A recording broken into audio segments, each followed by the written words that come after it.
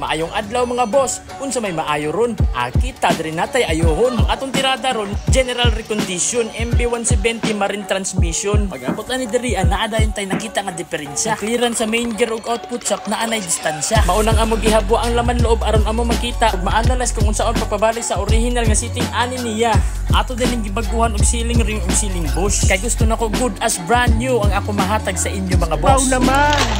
Relax lang sa kay gituyo na ko nagtumba. Tsa, aron plaster ang pagtaon na to sa mga silikon ug mga gasket ba. yan. Tsa, silipa lang guna o hatod sa mahuman kog asimbol aning transmisyon na nakahigda gyapon na. Murag gituyo no pero wa gyud na tuyo ah.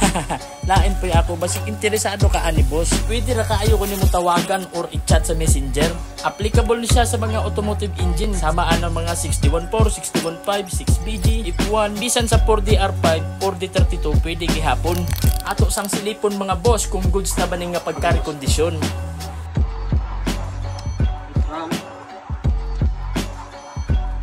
Supre. Gi. Gahig na siya. So, sige na pa matong atras kung goods ba atras.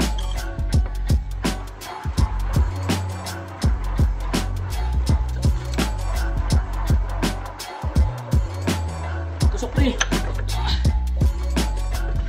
Okay, goods. Yan na lang pag manual testing. Kung goods ba, kinalan, di siya mapugna. Kinalan, pag motor.